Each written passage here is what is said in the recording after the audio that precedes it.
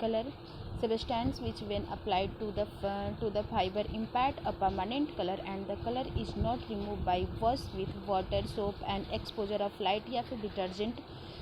तो ये क्या कह रहा है कि डाइज जो होता है वो एक सिंथेटिक कलर होता है या फिर नेचुरल कलर होता है, नेचुरल कलर होता है।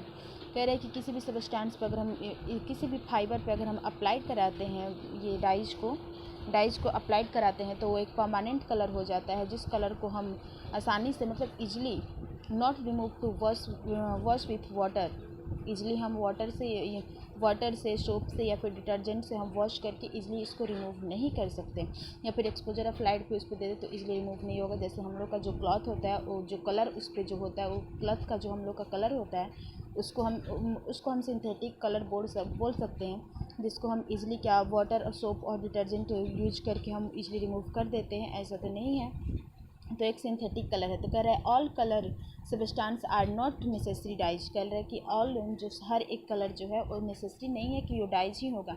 जैसे पिक्रिक एसिड का जो है हमने यहाँ पे एग्जांपल लिख भी रखा है। जैसे पिक्रिक एसिड जो है वो येलो कलर का होता है, तो इसको अगर हम इसमें अगर किसी भी फाइबर को डिप कराते हैं, इसको सोल्यूशन में किसी फाइबर को अगर हम डिप कराते हैं तो एक फिक्स मतलब कलर नहीं देता है। जैसे लेदर पेपर पे, हेयर पे एंड प्लास्टिक मटेरियल पे ये फिक्स कलर नहीं देता है।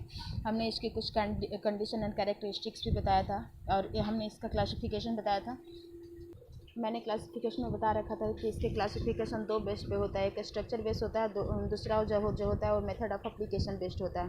तो फर्स्ट जो स्ट्रक्चर बेस्ड जो क्लासिफिकेशन होता है, तो स्ट्रक्चर बेस्ड कहने का मतलब इसमें यही है कि जो जैसे किसी मतलब स्ट्रक्चर में नंबर्स ऑफ जो इसका स्ट्रक्चर बेस्ड कहने का मतलब यही है कि कुछ नंबर्स ऑफ डाइज जो ऐसे होंगे जो उसमें फंक्शनल ग्रुप जो होगा वो सेम होगा, फंक्शनल ग्रुप उसमें सेम होगा। तो उसको हमने बता रखा था। उसका एग्जांपल जैसे है azo dyes, triphenyl methyl dyes, phthalein dyes, anthraquinone dyes और इंडिगो डाइज, ये सब स्ट्रक्चर बेस्ड डाइज का एग्जांपल है।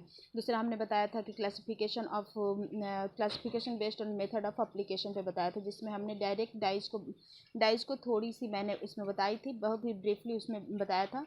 आज मैं उसको एक्सप्लेन करूँ कि डायरेक्ट डाइज होता क्या है। जैसे मैं बात कर रही हूँ डायरेक्ट डाइज की, हमने थोड़ा सा इस पर कल बताया था, तो आज मैं बता रही हूँ डायरेक्ट डाइज एक्चुअल में क्या है। तो डायरेक्ट डाइज ऐसा है, ये एक अप्लाइड डायरेक्ट, इस डाइज को हम डायरेक्टली अप्लाइड कर सकते हैं किसी फाइबर पे हम इस डाइज को डायरेक्टली अप्लाई कर सकते हैं। तो हम यहाँ पे लिख देते हैं पॉइंट बना के, फाइबर डिप्ड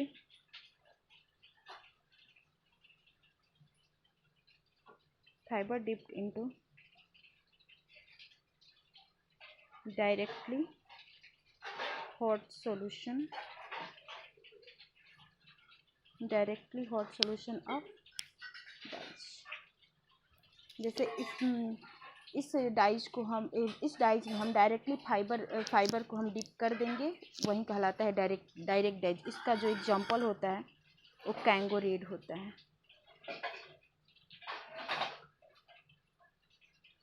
कैंगो रेड इसका एग्जांपल होता है, और इसका स्ट्रक्चर जो होता है कुछ इस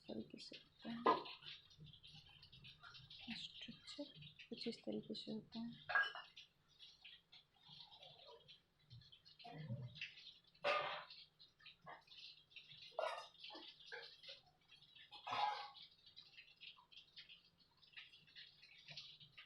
aniline,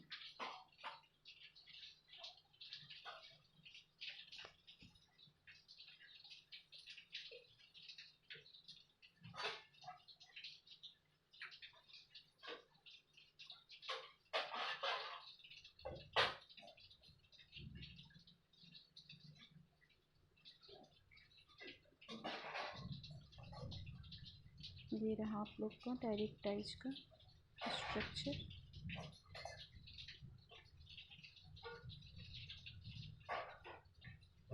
यहाँ पे नेक्स्ट ग्रुप होता है, ये डबल बेंजीन रिंग से अटैच्ड रहता है।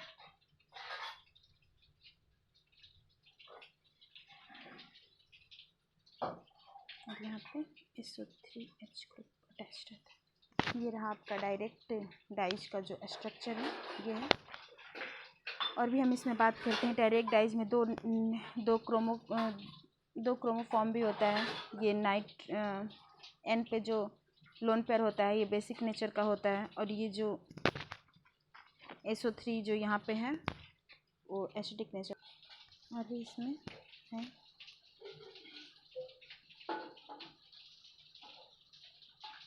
A direct dice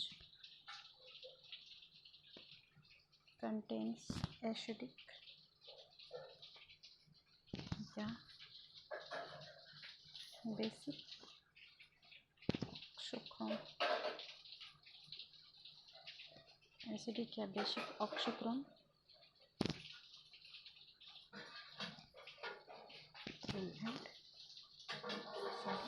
and silk and silk।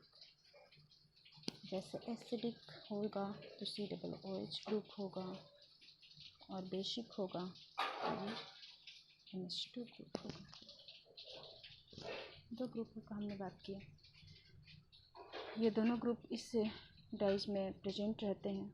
और भी हम बात करते हैं कि जो मैटियस येलो जो होता है वो टाइपिकली है एक डायरेक्ट डाइज का। सॉरी, यहाँ पे तो मेरा कॉपी उधर चुका है, मैं यहाँ बता रही हूँ। हाँ, ये कैंगो रेड मैंने बताया, इसी में मैं बता रही हूँ ये एक और होता है जैसे मार्टियस येलो जो है वो भी एक डायरेक्ट डाइज का ही टाइप है। तो कहते हैं कि टाइपिकली डायरेक्ट डाइज कंटेन